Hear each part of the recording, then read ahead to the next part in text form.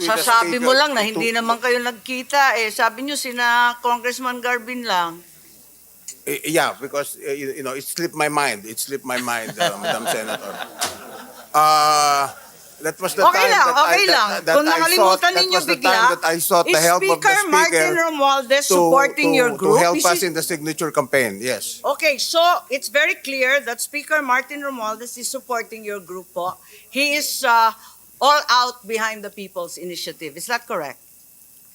Yes, we coordinate with the speaker and the Thank you very congressman much, in and I'll, getting the give it 3% back per to- congressional district. That's correct, Madam Senator. Thank you very much. Sa aming all-member caucus na ginawa last week, grabe talaga ang galit na inilabas ng mga kasama naming mga congressmen.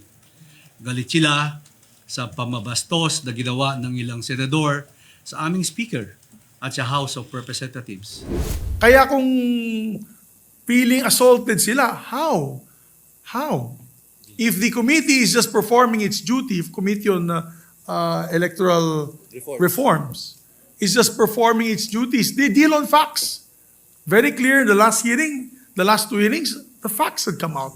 For example, sa Senate, medyo busy sila sa kanilang mga investigasyon. Dito sa House, what more when it comes to the campaign fever that will hit before October. So that's why our worry. So we would want to fast track it. Kung pwede, ngayon na.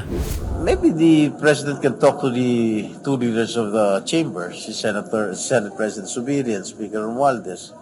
But siguro we can fix it on our own. Pwede naman siguro mag-usap yung dalawa leader na, tama na, tigilan na natin to. Let's work, work, and work.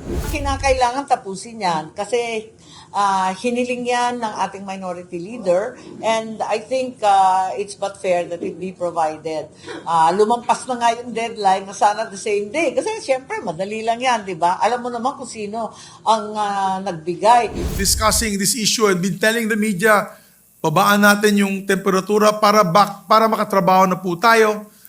Parang ayaw po sumunod ng House of Representatives at hindi na po natin kasalanan yun, mga kababayan ko. Son, what we are afraid of, ito, diretsuin ko na po, is that the filing of the certificate of candidacy of all officials running for the midterm will be October. Sino yung mga senador pabor to amend, to update the 37-year-old Constitution, at sino yung mga kontra. And the people of the Philippines will decide whom to put in the Senate. Kaya if you are going to interpolate or extrapolate the numbers you garnered and the numbers we garnered, mas batas po yung porsyento namin. If you are unopposed, meaning to say 100% ng buong sinasakupan mo, mahal ka nila at nire-respeto ka nila.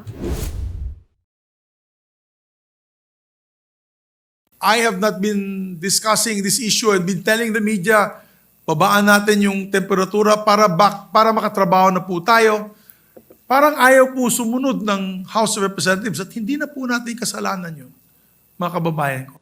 Isang resolusyon ang ipinasa ng Kamara na naghahayag ng matibay na suporta sa liderato ni House Speaker Martin Romualdez. Ayon sa mga senador, normal lang naman daw na suportahan ng mga kongresista ang kanilang leader. Pero ang sabihing biktima raw ang Kamara ng intense assault o atake mula sa Senado, mariin nilang pinalagan.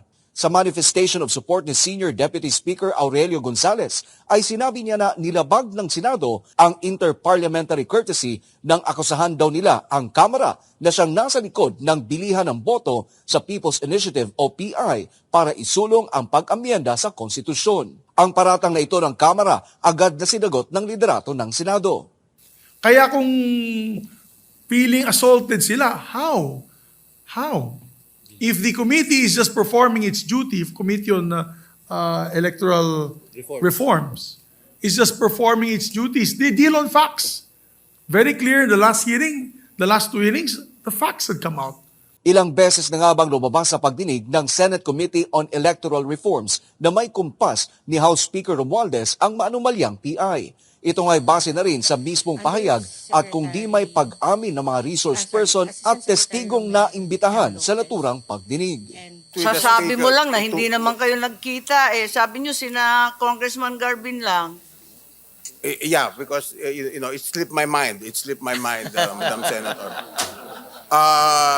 That was the Okay time lang, that okay I, lang. that, that Kung I sought, nakalimutan that ninyo was the bigla, time that I sought the is help of the Speaker Martin speaker Romualdez supporting your group? to help Is us it- in the signature campaign. Yes. Okay, so it's very clear that Speaker Martin Romualdez is supporting your group po. He is all out behind the People's Initiative. Is that correct? Yes, we coordinate with the speaker and the Thank you very congressman much, in and I'll, getting the give it 3% back per to- congressional district. That's correct, Madam Senator. Thank you very much. Sa naging pagdinig nga ng parehong komite sa Davao City, ay tahasang itinuro ng mga testigo ang PBA party list ni Congresswoman Migs Nograles na siyang nangunguna sa pangangalap ng mga pirma sa iba't ibang barangay kapalit ng pangakong ayuda. Sa kabila naman ng hiling na ceasefire ng Kamara at ang paghayag ng suporta ng mga congressman kay Speaker Romualdez ay ipagpapatuloy pa rin ng Senado ang investigasyon.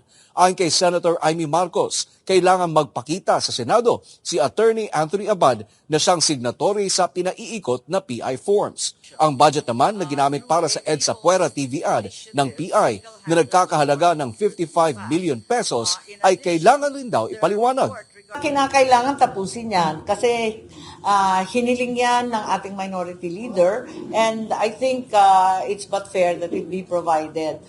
Lumampas na nga yung deadline na sana the same day kasi siyempre madali lang yan, di ba? Alam mo naman kung sino ang nagbigay. Pero si Senador Jinggoy Estrada, na una nang nagboluntaryo na mamagitan sa Senado at Kamara, ay nanawagan kay Pangulong Bongbong Marcos na pumagitna na rin para humupa na rin ang tensyon.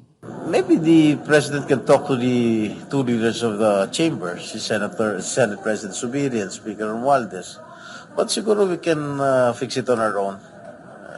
Pwede naman siguro mag-usap yung dalawa leader na, o tama na, tigilan na natin to. Let's work, and work.